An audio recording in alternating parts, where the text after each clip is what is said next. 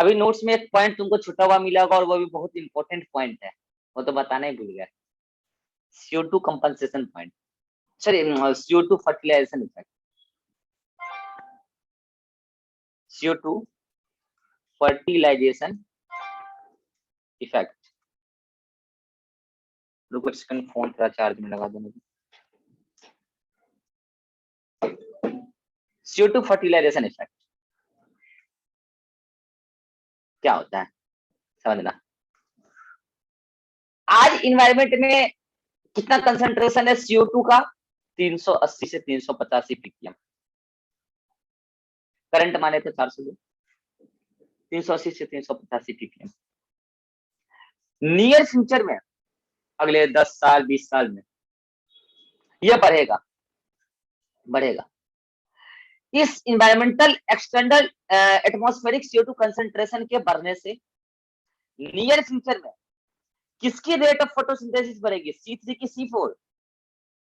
C3, C3 की rate of photosynthesis बढ़ेगी, मतलब इसकी प्रोडक्टिविटी बढ़ेगी। मतलब CO2 का बढ़ना C3 की प्रोडक्टिविटी को बढ़ा रहा है। यही CO2 फर्टिलाइजेशन, फर्टिलाइजर मतलब खाद की तरह काम कर रहा है, फर्टिलाइजेशन इफेक्ट।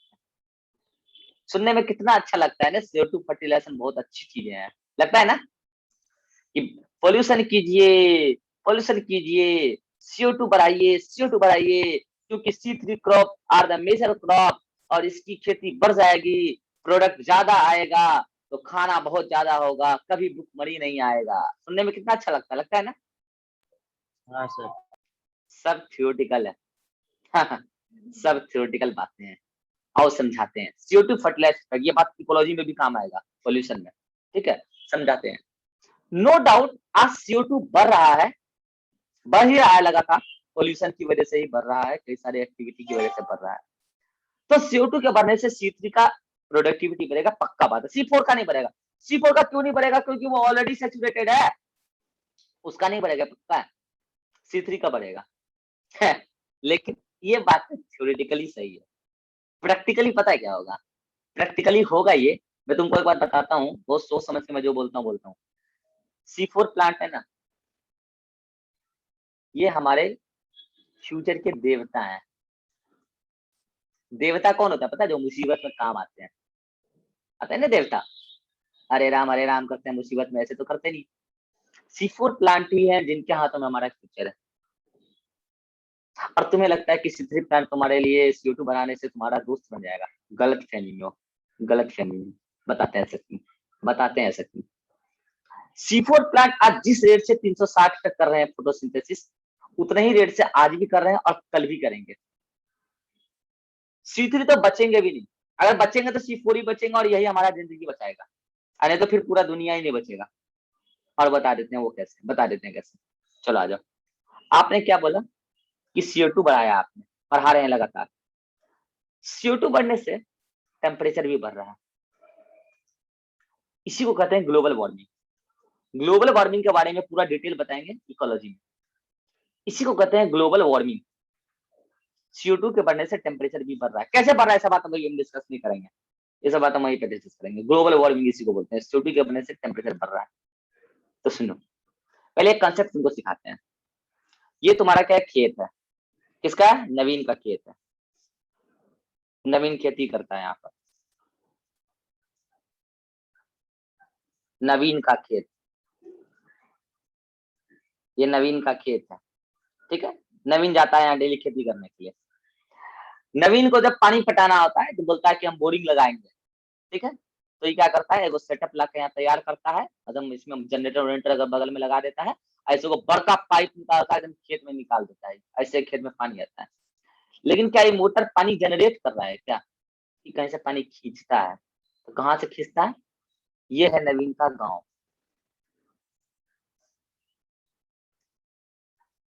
ये है नवीन का गांव, ठीक है। खेत गांव से बाहर है ना, गांव में थोड़ी होता है, साइड में होता है। उसी गांव में, नवीन के उसी गांव में साइड में कहीं एक पोखर है या नदी है, नदी है, लो नदी मान, नदी है, ठीक है। उस नदी में पानी था। तो नवीन ने क्या किया, कि इस वाले कनेक्शंस में जो पूरा सेटअप लगाया है, एक पाइप लगा दिया अपने खेत के लिए, जो इसका इनपुट है वो कहाँ से लगाया, यहाँ से नदी से, और आउटपुट कहाँ लगा दिया, अपने खेत में। मतलब कुल मिला के नदी का पानी खींच खींच के नवीन ने क्या किया, अपने खेत में डलवा दिया। और फिर क्या हुआ, एकदम मस्त, एकदम मक्का वक्का उगाया, एकदम गेहूं तेहूं जो भी उगाना था सब उगाया, एकदम मस्त।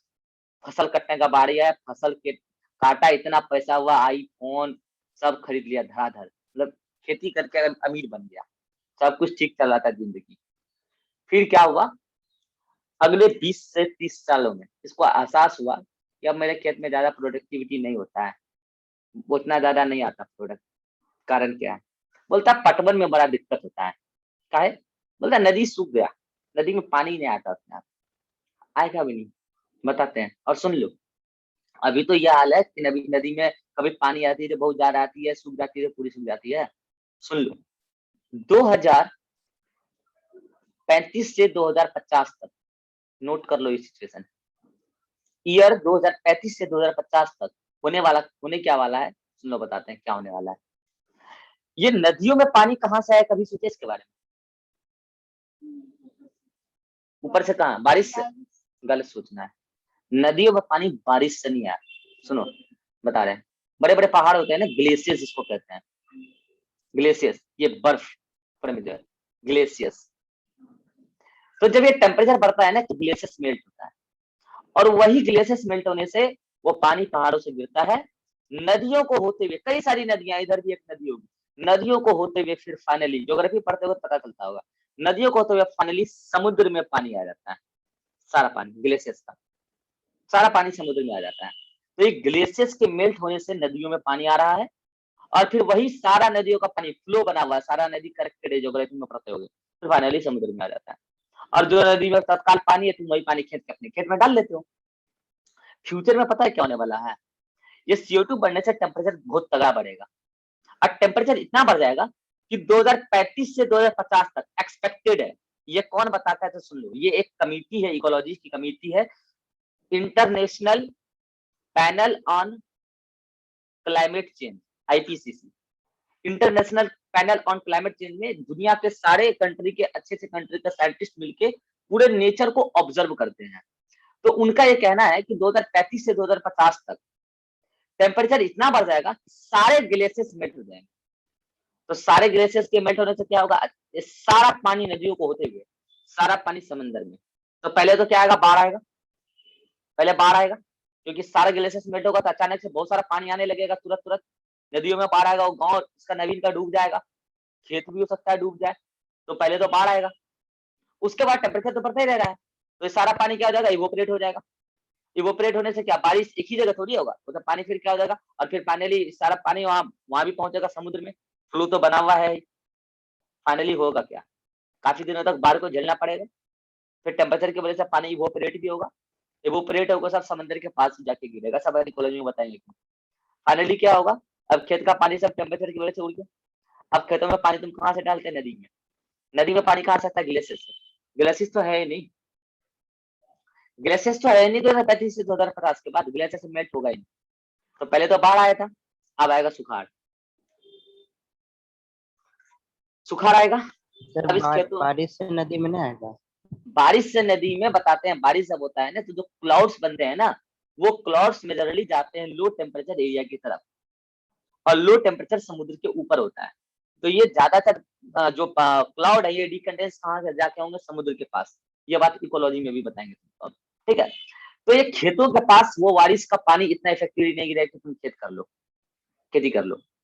तो फाइनली क्या होगा, बाढ़ के बाद सुखाड़ आएगा, और सुखाड़ आने के बाद अब क्या होगा, खेतों में पानी है नहीं, तो जब खेतों में पानी है ये नहीं है, तो काहे का C3 प्लांट का प्रोडक्टिविटी बढ़ना रे, है CO2 बढ़ने से काहे का प्रोडक्टिविटी बढ़ना, फर्जी बात है कि नहीं, थियोरेटिकली सुनने में अच्छा लगता है।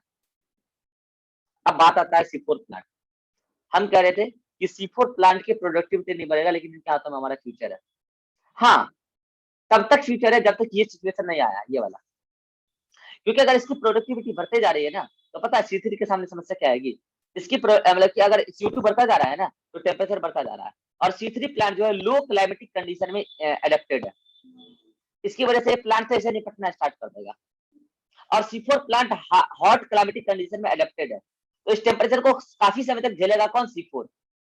लेकिन जिस दिन सिचुएशन यहाँ पहुंच जाएगा उस दिन C4 भी निपट लेगा, और उस दिन आएगा महामारी। अभी कोरोना लाया महामारी, उस टाइम महामारी लाएगा भुखमरी। अभी ऑक्सीजन बिक रहा है ब्लैक में, उस टाइम बिकेगा अनाज ब्लैक में। अभी गेहूं कैसे किलो है? आई थिंक कि 10-20 रुपए से ज्यादा नहीं होगा किलो, बहुत ज्यादा बोल दिया, आई थिंक हमको रेट नहीं पता है। उस टाइम 1 किलो गेहूं के लिए लोग 1000 रुपए दे देंगे, और 1000 रुपए देके भी सिर्फ पैसा वाले लोग खरीद पाएंगे, गरीब भूख से मरना स्टार्ट करेंगे। पैसा वाले लोग भी कब तक? जब तक वो अनाज पूरा शॉर्ट नहीं कर जाता, उसके बाद ये पैसा रखा रह जाएगा, ये कागज है और कुछ नहीं, ये बस कागज है, ये बस कागज है कि कौन कितना खरीद सकता है। उसके बाद ये अनाज खत्म, ये पैसा रखा रह जाएगा।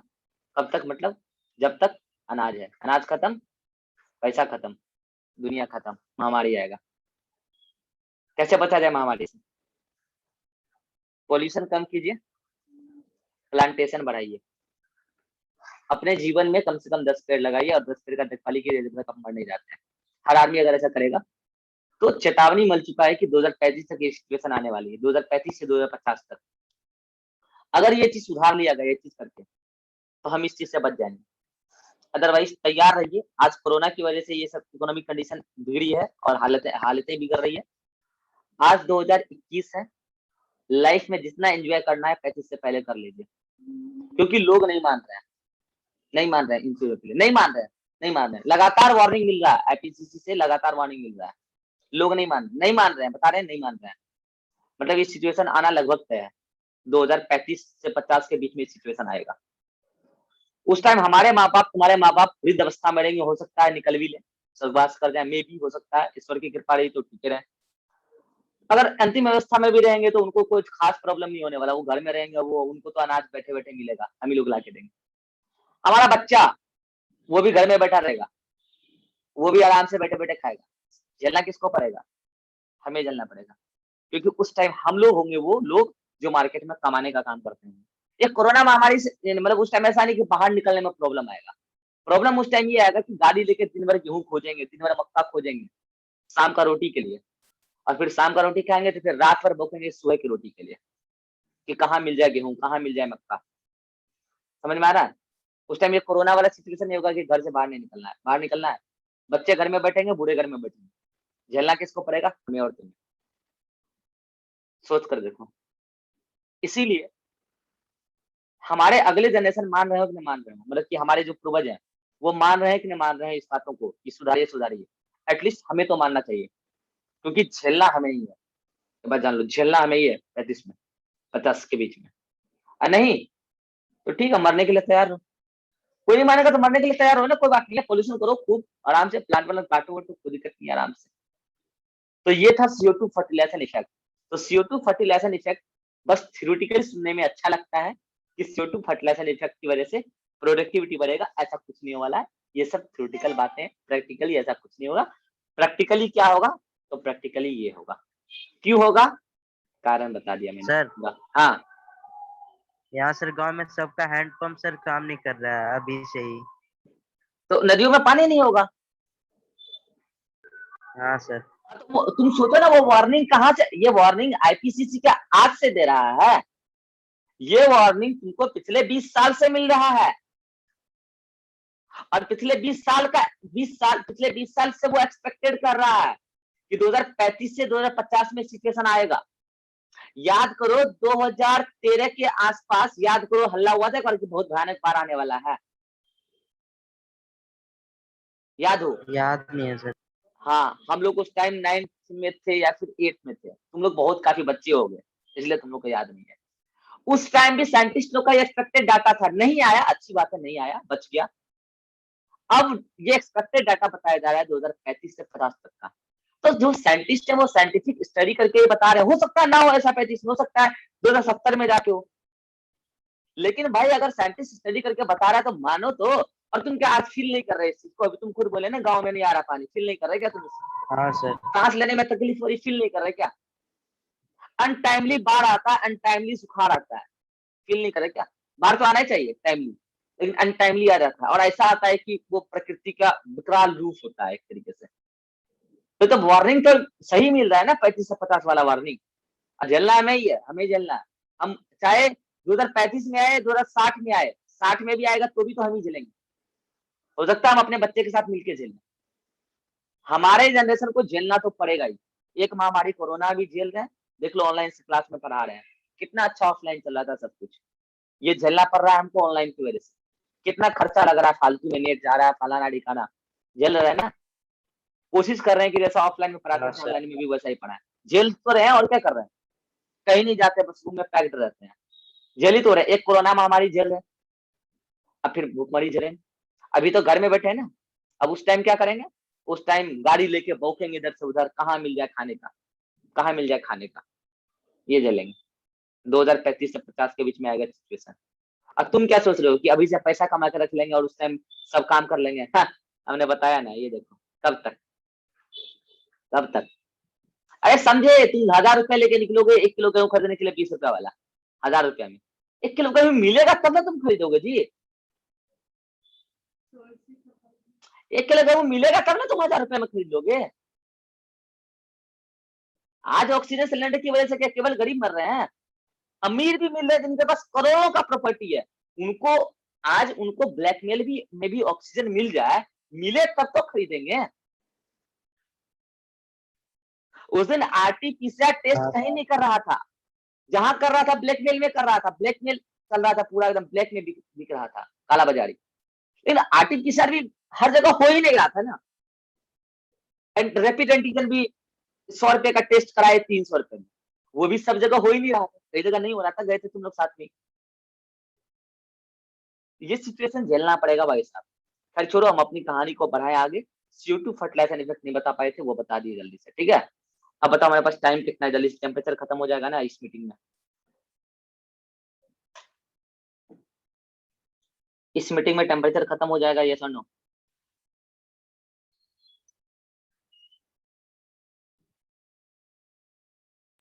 12-15 हो जाएगा, 12-15 में भेज। हो जाएगा, हो जाएगा। अभी तो 15 ही मिनट हुआ, आराम से हो जाएगा, 10 मिनट का क्लास। हाँ सर। चलो दूसरा फैक्टर लेते हैं, टेम्परेचर।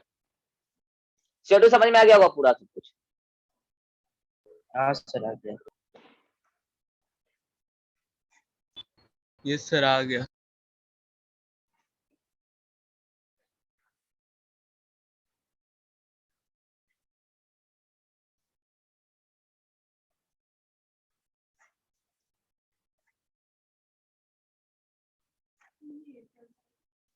खत्म।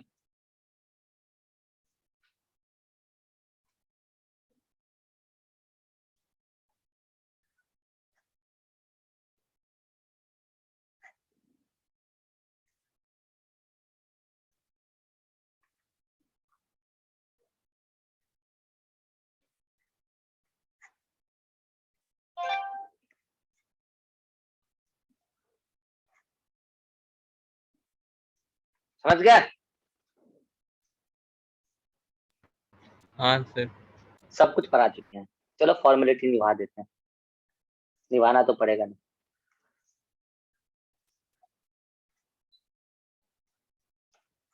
टेम्परेचर याद करो, बताए थे टेम्परेचर फोटोसिंथेसिस को कैसे अफेक्ट करता है। फोटोसिंथेसिस में लाइट रिएक्शन भी होता है, डार्क रिएक्शन भी होता है। Light reaction is a physical process where electron transfer takes place, and electron transfer is already a fast process, so that temperature normally does not much affect the rate of light reaction. तो इसमें light reaction का rate temperature बहुत ज्यादा effect नहीं करता। Dark reaction is biochemical phase, and biochemical phase में enzyme involve होता है, और एंजाइम टेम्परेचर के लिए सेंसिटिव होता है, इसीलिए टेम्परेचर लाइट रिएक्शन को ज्यादा इफेक्ट करेगा, जबकि डार्क रिएक्शन को ज्यादा इफेक्ट करेगा, जबकि लाइट रिएक्शन को कम इफेक्ट करेगा, जबकि डार्क रिएक्शन को काफी ज्यादा इफेक्ट करेगा। पहला बात तो ये है, कितना इफेक्ट करेगा, आ जाओ ये भी बात कर लेते हैं। याद करो Q10 बताए थे, क्या होता है Q10 फिर से बता देते हैं जल्दी से। Q का मतलब होता है क्वेश्चन रेशियो, QR कहते हैं इसी को, क्वेश्चन रेशियो। और ये 10 बताता है कि हम ये Q10 पढ़ रहे हैं टेम्परेचर के लिए, और फोटोसिंथेसिस किसी भी प्रोसेस के लिए आप निकाल सकते हैं, Q10 टेम्परेचर के लिए पढ़ रहे हैं। तो 10 degree difference in 10 degree Celsius temperature पर कोई भी पर्टिकुलर प्रोसेस कहां से कहां चले जाती है। मतलब अगर कोई भी प्रोसेस टेम्परेचर के मामले में, अगर टेम्परेचर से अफेक्टेड होता है, कोई भी प्रोसेस अगर x डिग्री सेल्सियस टेम्परेचर पे चलता था, तो अब वो process x plus 10 degree Celsius temperature पर कितना चल रहा होगा, उसको उससे डिवाइड कर दो, तो ये Q10 आता है। और ये तुम्हारे लाइट रिएक्शन के लिए, ये तुम्हारे लाइट रिएक्शन के लिए 1 आता है। ये तुम्हारे डार्क रिएक्शन के लिए 2 से 3 रेंज याद रखो, 2 से 3, पहले 2 बताए थे, 2 से 3 आता है। और अगर लाइट रिएक्शन के लिए 1 आता है, मतलब जितना एक्स पे चल रहा था 10 डिग्री बढ़ाने पे वो इफेक्ट लाइट रिएक्शन में नहीं हुआ है, मतलब 1 गुना रेट बढ़ी है, मतलब नहीं बढ़ी है, मतलब नहीं बढ़ी है, 10 डिग्री बढ़ाने से नहीं बढ़ी है, कहीं बढ़ेगी? इलेक्ट्रॉन का ट्रांसफर हो रहा है, वो तो ऑलरेडी फास्ट है, तो आप टेम्परेचर बढ़ा के उसको कितना फास्ट करेंगे, ऑलरेडी फास्ट है, टेम्परेचर बढ़ाने से कोई इफेक्ट नहीं हुआ, 1 गुना ही रह गया। जबकि आप टेम्परेचर बढ़ाए तो डार्क रिएक्शन का रेट 2 गुना बढ़ गया। तो अगर डार्क रिएक्शन का रेट बढ़ गया तो लाइट रिएक्शन के प्रोडक्ट को डार्क रिएक्शन इफेक्टिवली यूज कर पा रहा होगा, तो ओवरऑल फोटोसिंथेसिस का रेट डार्क रिएक्शन के तुलना में बढ़ जाएगा 2 से 3 गुना। बोलो बात समझ में आया? अरे ये बात समझ में आया कि नहीं? ये बोलो पहले, फिर से बता देते हैं। हाँ सर। टेम्परेचर 10 डिग्री बढ़ाने से लाइट रिएक्शन का रेट नहीं बढ़ा, क्योंकि ऑलरेडी इसमें इलेक्ट्रॉन ट्रांसफर चल रहा था, ये ऑलरेडी फास्ट प्रोसेस है। अब कितना फास्ट होगा? ऑलरेडी फास्ट प्रोसेस है, इतना फास्ट है कि लाइट रिएक्शन के प्रोडक्ट को डार्क रिएक्शन इफेक्टिवली उतना यूज ही नहीं कर पा रहा, क्योंकि इसमें एंजाइम इवॉल्व होते हैं, उसको काम करने में टाइम लगेगा। तो अगर टेम्परेचर 10 डिग्री सेल्सियस टेम्परेचर बढ़ाते हैं ऑप्टिमम रेंज में, सब बात किए थे ऑप्टिमम में, ऑप्टिमम के अंदर, तो वो एंजाइम जो है ज्यादा एक्टिव हो जाएगा, तो डार्क रिएक्शन की रेट 2 से 3 गुना बढ़ जाएगी। तो मतलब अब डार्क रिएक्शन जो है लाइट रिएक्शन का प्रोडक्ट को यूज कर रहा है, फटाफट यूज करेगा। लाइट रिएक्शन उसी रेट से चल रहा है, उसका कोई प्रभाव नहीं आया, लेकिन इसका प्रोडक्ट को जल्दी जल्दी यूज करेगा, तो ओवरऑल फोटोसिंथेसिस जल्दी जल्दी कंप्लीट होगा। तो जिस रेट से डार्क रिएक्शन का रेट बढ़ा 2 से 3 गुना, उसी रेट से 10 डिग्री सेल्सियस टेम्परेचर बनाए थे, उसी रेट से फोटोसिंथेसिस का रेट बढ़ गया 2 से 3 गुना। यानी कि अगर Q10 बोला जाए लाइट रिएक्शन के लिए तो 1, डार्क रिएक्शन के लिए 2 से 3 Q10, और फोटोसिंथेसिस के लिए बोला जाए तो वही 2 से 3 Q10। बोलो समझ में आ गया Q10 क्या होता है? अरे बोलो, हाँ सर। अब आ हाँ जाओ, सर। अब आ जाओ, अब आ जाओ, अब आ जाओ, आ जाओ, आ जाओ, आ जाओ, आ जाओ। अब देखो बता रहे हैं क्या, law of cardinal point for temperature, formality मंगवा देते हैं यार, पढ़ा चुके हैं यार। Value of temperature for photosynthesis, photosynthesis. अब भाई क्या यार, इसमें मिनिमम है, ऑप्टिमम है, मैक्सिमम है, कितना लिख पाओगे? मिनिमम, ऑप्टिमम, मैक्सिमम, फिर C3 C4 के लिए अलग अलग वैल्यू होता है, नहीं बताएं क्या? C3 C4 एंड कैम के लिए अलग होता है, C3 C4 कैम के लिए अलग होता है टेम्परेचर का ऑप्टिमम वैल्यू, C3 के लिए मैक्सिमम अलग होता है, C4 कैम के लिए सेम होता है, लेकिन वो C3 से अलग होता है, नहीं बताएं कैसा? C3 के लिए बताए थे, बताओ जी भोंकू, अरे भोंकू। हाँ हाँ बता रहा हूँ सर, 50 से 60 पागल, पार्ट पर मिनट। CO2 के लिए क्या हाँ, सर ये? अच्छा टेम्परेचर के लिए CO2 पूछ रहे के हैं, 2 लिए। से 3 डिग्री सेल्सियस टेम्परेचर, कुछ बोल देता है, मतलब बैल, सम टेम्परेचर के लिए पूछ रहे हैं, CO2 का काय बता रहे हो बैल? देखा नहीं C4 था के लिए बताओ, मिनिमा 12 से 15 डिग्री इसके लिए। सेल्सियस टेम्परेचर, इतना हाँ, देंगे तभी जाके फोटोसिंथेसिस स्टार्ट होगा। ऑप्टिमा इसके लिए 20 से 38 डिग्री सेल्सियस टेम्परेचर, इसके लिए ऑप्टिमा 30 से 48 डिग्री सेल्सियस टेम्परेचर, और इसके लिए मैक्सिमा 48 डिग्री सेल्सियस टेम्परेचर, और इसके लिए 58 degree Celsius temperature. Law of cardinal point भी यहीं पे अप्लाई कर देते हैं, पर से देखो जल्दी से क्या, कि अगर C3 प्लांट को फोटोसिंथेसिस स्टार्ट करना है कम से कम 2 से 3 degree Celsius temperature photosynthesis start होगा, लो रेट के साथ स्टार्ट होगा, ठीक है। C4 और कैम को अगर फोटोसिंथेसिस स्टार्ट करना है कम से कम 12 से 15 डिग्री सेल्सियस टेम्परेचर चाहिए, तब जाके फोटोसिंथेसिस स्टार्ट होगा और लो रेट के साथ होगा, ठीक है। अगर ऑप्टिमम रेंज में फोटोसिंथेसिस करना है टेम्परेचर को मानकर, तो C3 को कम से कम 20 से 38 डिग्री के बीच में देंगे, तो अपने हाई ऑप्टिमम रेंज से वो क्या कर रहा होगा, मतलब हाईएस्ट रेट से फोटोसिंथेसिस कर रहा होगा ऑप्टिमम रेंज में। ऐसे कैसे के कैम प्लांट और C4 प्लांट के लिए 30 से 48 डिग्री सेल्सियस टेम्परेचर के बीच में कोई वैल्यू देंगे, तो वो अपने हाईएस्ट रेट से फोटोसिंथेसिस कर रहा होगा। अगर C3 प्लांट को 48 मिल गया, तब तो समझो कि वो प्लांट अब क्या करने लगेगा, अपना एंजाइम डीनेचर करने लगेगा, और उसके अंदर वो जो है टेम्परेचर जो है हार्मफुल इफेक्ट कॉज करने लगेगा। 48 के बाद तो फोटोसिंथेसिस रुक ही जाएगा, कितना एंजाइम डीनेचर हो जाएगा। ऐसे कैसे इसमें 58 पर ये तो लॉ ऑफ कार्डियल पॉइंट एक्सप्लेन हो गया। इससे कुछ कंक्लूजन निकालते हैं, कुछ कंक्लूजन सुना जल्दी से। 2 से 3 डिग्री 12 से 15 में के तुलना में कम है, 20 से 38 30 से 48 की तुलना में कम है, 48 58 की तुलना में कम है। इसका मतलब C3 plant low temperature environment में अडेप्टेड है, मतलब ये ट्रॉपिकल रीजन में अडेप्टेड है। यस और नो? यस और नो? Yes sir. 12 से 15 हाँ 2 से 12 से 15 2 से 3 की तुलना में ज्यादा है, 30 से 48 20 से 38 की तुलना में ज्यादा है, 58 48 की तुलना में ज्यादा है। इसका मतलब C4 और कैम प्लांट हाई टेम्परेचर यानी कि हॉट एंड ड्राई एनवायरनमेंट में अडेप्टेड है, मतलब ये टेम्परेट रीजन में अडेप्टेड है। राज क्या है इसका? राज पीपीडी के है। इसका राज पीपीडी के है, याद करो। पीपीडी के इस हाई टेम्परेचर रेसिस्टेंट एंजाइम, जबकि low temperature sensitive enzyme. Sensitive. इस वजह से ऐसा होता है। तो ये क्या हो गया? लास्ट कार्डिनल पॉइंट और यहीं से कुछ conclusions. Next, temperature compensation point. बताओ जी भोंकू, कंपनसेशन पॉइंट किस Yes, वैल्यू sir. पर आता है? मैक्सिमा या मिनिमा पे आता है। तो हम एक काम करते हैं, ऐसे नहीं लिखते हैं, हम ऐसे लिखते हैं C3 के लिए और C4 के लिए या कैम के लिए।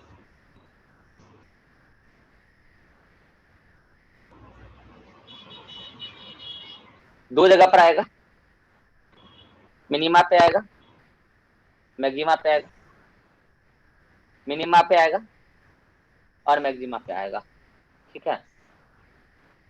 C3 में मिनिमा पे आएगा कंपनसेशन पॉइंट टेम्परेचर के लिए 2 से 3 डिग्री सेल्सियस टेम्परेचर पर इतना रेट ऑफ फोटोसिंथेसिस होगा कि वो rate of photosynthesis rate of respiration के बराबर होगा।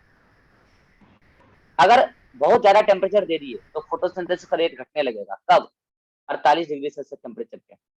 तो उस दौरान भी रेट ऑफ फोटोसिंथेसिस घटने लगेगा ना, तो रेट ऑफ रेस्पिरेशन के बराबर हो जाएगा घट के। ऐसे इसमें जब अरे फोटो ऑक्सीडेशन हो जाएगा तो उसकी वजह से तो फोटोसिंथेसिस का रेट घटने लगेगा। पिगमेंट अगर जलने लगेंगे तो फोटोसिंथेसिस का रेट घटने लगेगा ना, तो घट के रेट ऑफ रेस्पिरेशन के बराबर हो जाएगा। C4 में 12 से 15 डिग्री सेल्सियस टेम्परेचर अगर मिला तो फोटोसिंथेसिस स्टार्ट होगा और स्टार्ट होने के दौरान एक समय इतना आएगा कि रेट ऑफ रेस्पिरेशन के बराबर होगा फोटोसिंथेसिस का रेट। अगर 58 के पार कर गया, 58 तक आ गया, तो रेट ऑफ फोटोसिंथेसिस इतना ज्यादा कम हो जाएगा फोटो ऑक्सीडेशन होने के बाद कि रेट ऑफ रेस्पिरेशन के बराबर हो जाएगा। ओके, ऐसा सिचुएशन नहीं होता। एनवायरनमेंट में टेम्परेचर अभी 33 डिग्री सेल्सियस टेम्परेचर के आसपास होता है ऑन एन एवरेज नॉर्मल। ऐसा सिचुएशन बड़ी सर्दी में आएगा, कड़ाके की सर्दी में प्लांट के लिए सिचुएशन आएगा। सर्दी में भी मॉर्निंग टाइम में तो पक्का आएगा, मॉर्निंग और रात में तो वैसे फोटोसिंथेसिस नहीं होता, मॉर्निंग टाइम में। तो भरी सर्दी में भले प्लांट डेली इस चीज को फेस ना करे टेम्परेचर कंपनसेशन पॉइंट को, लेकिन भरी सर्दी में प्लांट नेचुरली इस चीज को फेस करेगा, चाहे C3 हो कि C4 हो। सर्दी तो यहाँ पे भी पड़ेगी, यहाँ पे भी पड़ेगी एक समय। भरी गर्मी में भले डेली प्लांट इस चीज को फेस ना कर रहा हो और इस चीज को फेस ना कर रहा हो, लेकिन भरी गर्मी में C3 भी इस प्लांट को फेस करेगा, आजकल कर रहा होगा, वो भी अभी के समय हो रहा है एक, पक्का फेस कर रहा होगा। बाहर जाकर टेम्परेचर नाप लेना, इस रेंज में होगा। कोटा में तो जब हम लोग रहते थे ना, बाप रे बाप, वहाँ टेम्परेचर इतना जाता था, सुनते थे 54 डिग्री सेल्सियस टेम्परेचर है, फिर भी साइकिल उठा के कोचिंग जा रहे हैं।